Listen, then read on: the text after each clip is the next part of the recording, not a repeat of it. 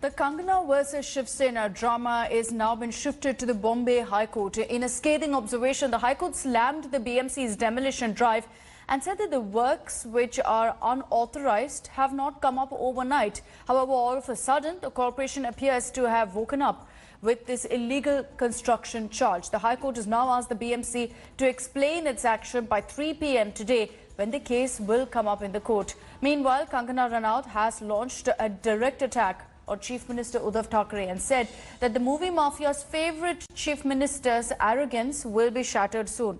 Also, in fact, calling it a clear case of bullying, Kangana said that she's being threatened for speaking up and she fears that now her residence in Mumbai's car will also be targeted, will also be razed. Uddhav Thackeray, तुझे क्या लगता है? By the time Kangana arrived in Mumbai, the damage was done.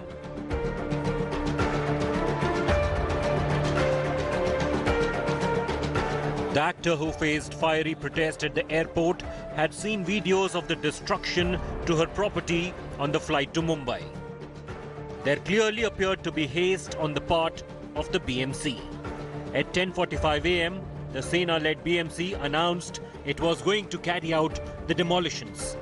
And barely half an hour later, the bulldozers were at the actor's Pali Hill office property.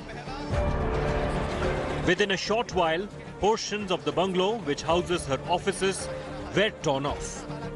From the floor level to the balcony, nothing was spared.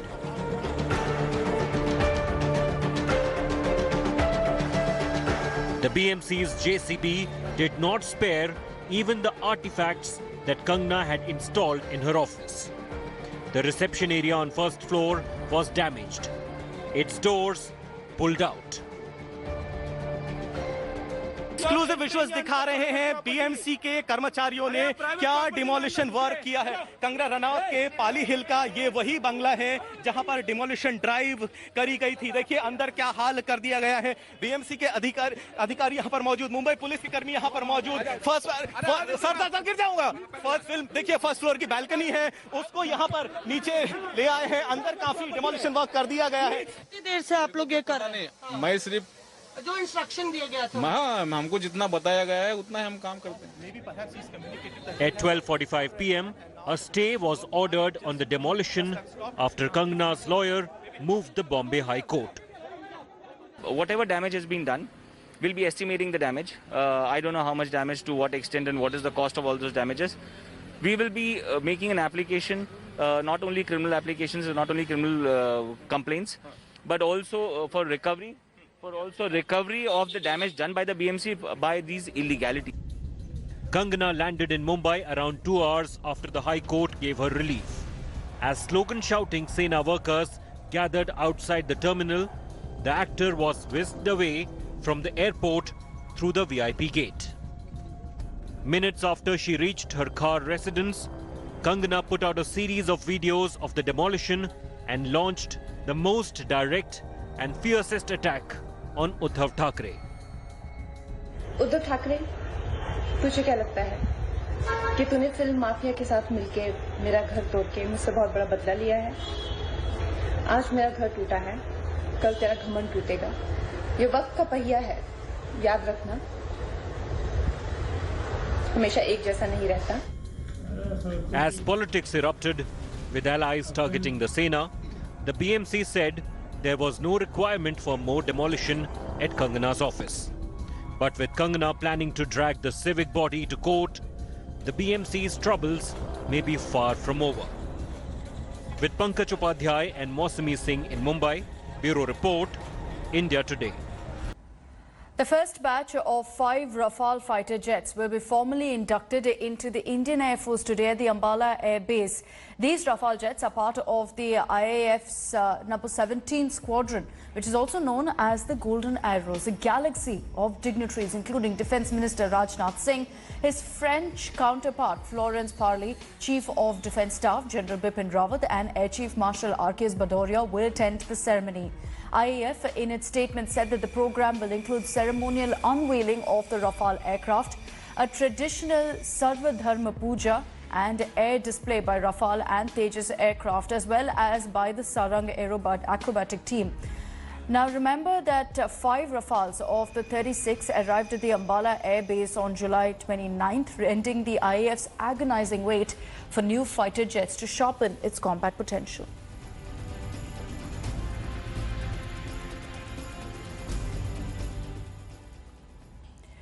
Now, with the induction of, in fact, the Rafale fighter aircraft, it's happening at a time when India and China are locked in an intense standoff in Ladakh. So will the Rafales be deployed to actually deter China, and are they superior to the Chinese 20s? What role will the Rafales play in the current conflict at the line of actual control? Here's a report that seeks to answer some of these big questions.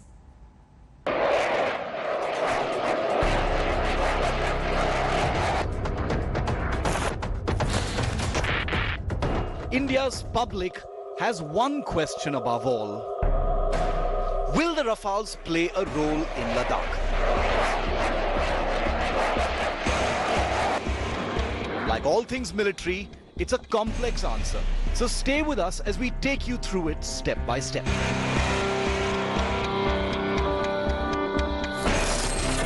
Question 1. Will the Rafales be deployed in Ladakh? First things first, the Rafales will be based at Haryana's Ambala, which as you can see is 430 kilometers from Ladakh, which may seem like a lot, but it's a very short distance in supersonic fast fighter jet terms and can be covered very quickly. More importantly, the Rafale's range and its combat radius is a staggering 1700 kilometers, which means the aircraft and its weapons are a direct threat to all zones covered by that circle, which very much includes eastern Ladakh, Chinese-controlled Aksai Chin, Tibet, Pakistan and POK. Question number 2. Can Rafales operate from Ladakh? The answer to that question is a big yes.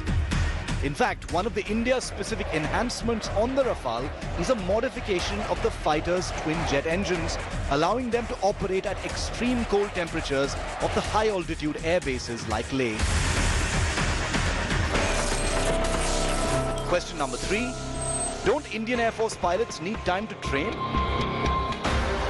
The Indian Air Force has clearly stated that its pilots are fully operational on the Rafale and its advanced weapon systems. And while the jets can always be deployed where and when necessary, specific mission familiarization has actually already begun. Since June, Indian pilot trainees in France have specifically been flying simulated combat profiles mirroring missions over Ladakh, with true depictions of terrain and deployments. The Rafale combat simulators and training equipment allow pilots to load scenarios of choice and fly missions in a highly realistic artificial intelligence setting. While this can only be the next best thing to actual flights, it's an indication of a move to get combat ready quickly.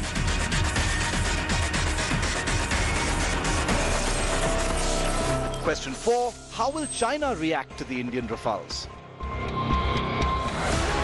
Well, after the Rafales arrive, the jets will already have a psychological effect across the border. Every time the adversary spots an aircraft on the Indian side, they will assume it's the Rafale with all its advanced long-range weaponry, and that itself can have an effect on any potential battle. The belief that India will always put its best foot forward in a combat scenario could have a deterrent effect. Question 5. Is the Rafale better than Chinese jets? While the Chinese Air Force has capable aircraft and in large numbers, the Rafale currently outclasses them in all parameters, including combat radius, range, weaponry, and very importantly, in terms of electronic warfare. China's most advanced jet, the 5th generation J-20 stealth fighter, should theoretically be a superior aircraft. But without combat experience like the Rafale, and China likely unwilling to expose its jet to Indian sensors, the advantage stands eroded for now. But the Chinese jet is still a reminder that India still doesn't have a true stealth fighter aircraft yet. Bureau Report, India Today.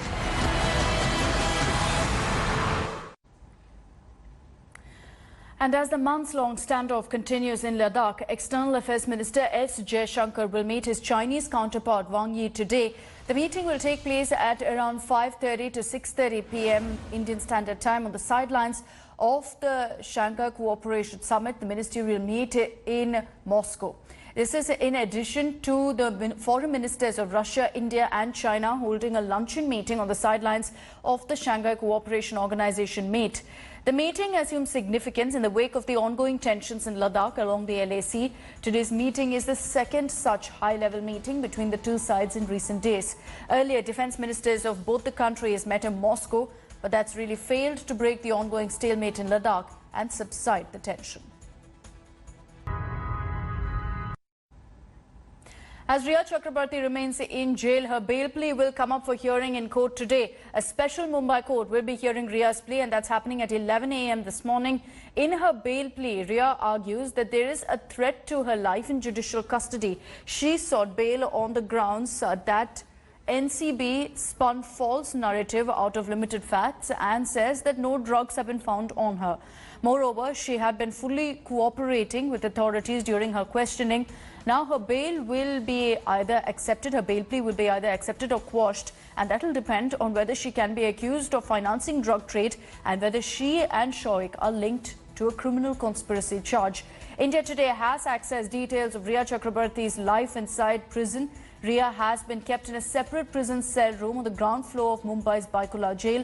She's been in fact sent to a separate prison cell citing security issues. She was served dinner at 6 p.m. which included 2 chapatis, dal, rice and pumpkin vegetable. Just like other inmates, Rhea has been allowed to move around in the common area.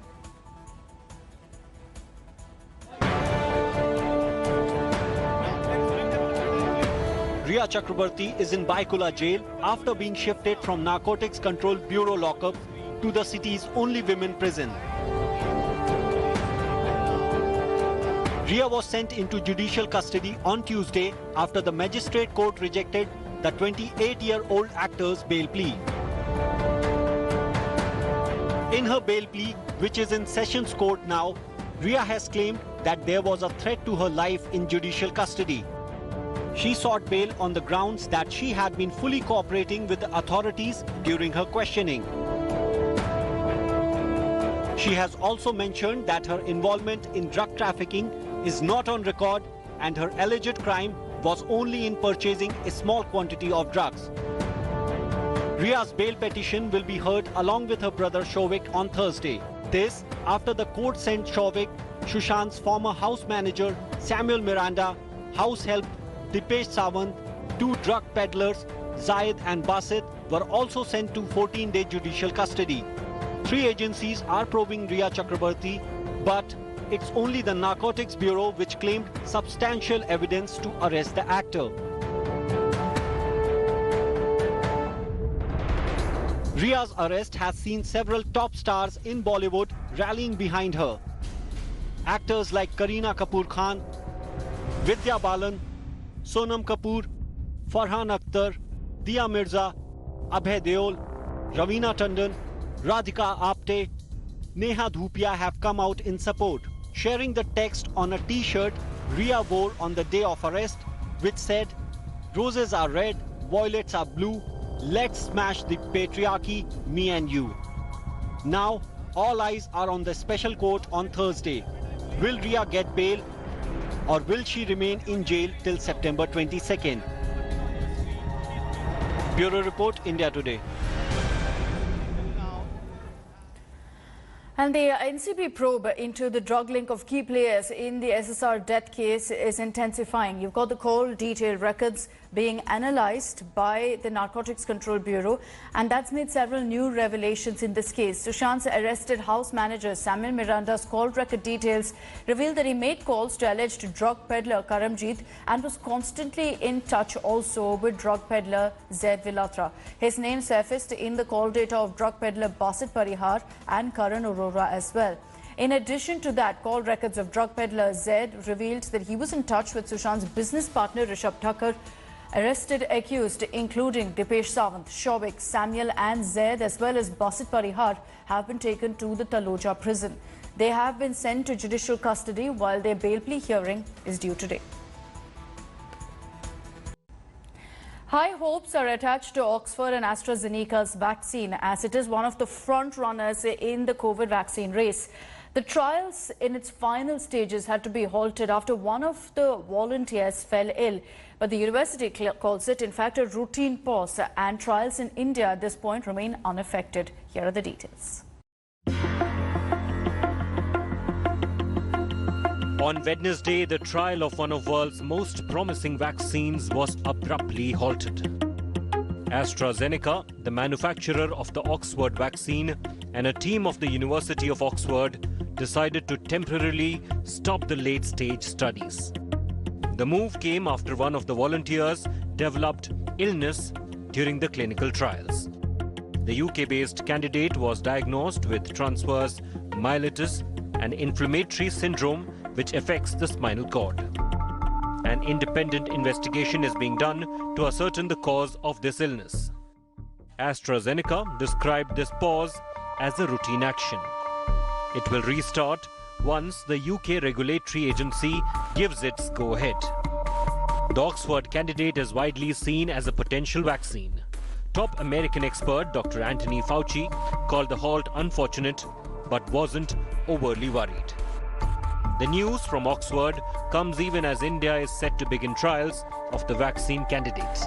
The Serum Institute, which has tied up for its manufacture, said the India trials will go on as per schedule. The Indian trials have not been stopped yet, and there's nothing to worry about. This is some unrelated issue that happened,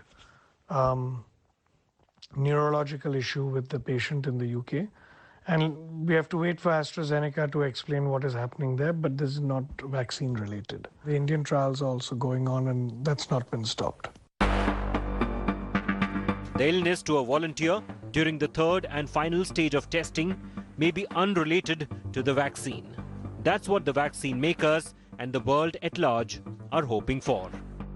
Bureau Report, India Today. Hello everyone, this is Rahul Kamal here. Hope you enjoyed this video. For the latest news and analysis, like and subscribe the India Today YouTube channel, and don't forget to press the bell icon to stay updated.